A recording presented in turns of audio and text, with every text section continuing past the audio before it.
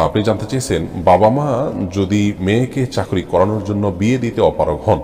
কিন্তু মেয়ে ফিতনা আর জেনা থেকে বাঁচতে বিয়ে করতে চান,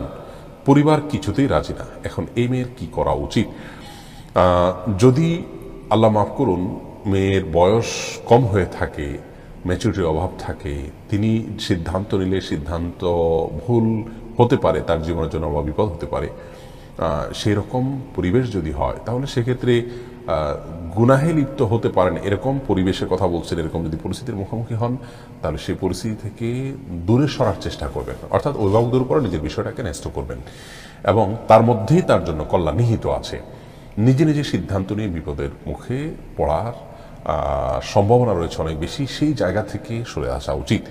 আর যদি তিনি ম্যাচুর হন, বরং বাবা মা তারা দিনের বুঝ না থাকার কারণে তারা হয়তো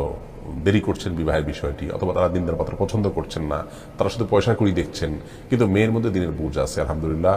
বয়সের ক্ষেত্রেও ম্যাচুরিটি যেটা সেটা চলে এসছে, এরকম যদি হয় এবং বাবা মা যদি অহেতুক তাকে ঘোরাতে থাকেন তাহলে সেক্ষেত্রে তিনি তার বিকল্প অভিভাবক বা সেকেন্ড থার্ড অভিভাবক যেটা আছে, যেমন বাবা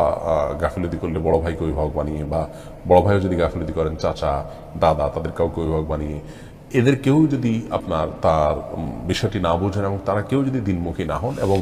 অভিভাবকত্ব করার যে যোগ্যতা তাদের যদি কারণ না থাকে, যোগ্যতার মধ্যে একটা এটাও অভিভাবকদের যে অভিভাবক হিসাবে তিনি তার ছেলে মেয়ের বা যার অভিভাবকত্ব করবেন তার দিনই বিষয়টাকে গুরুত্বের সাথে দেখবেন। যদি দিনের বিষয় কারোর গুরুত্ব কারোর কাছে না থাকে তাহলে শরীর দৃষ্টিকোণ থেকে তার অভিভাবকত্বের যোগ্যতাই আসলে থাকে না। যাই হোক, এরকম যদি হয়ে যায় যে কেউই নাই এরকম, তাহলে সেক্ষেত্রে মহল্লার ইমাম সাহেবকে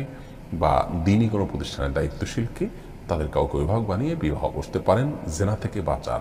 প্রয়োজনে। এটি হলো অনন্য উপায় হলে।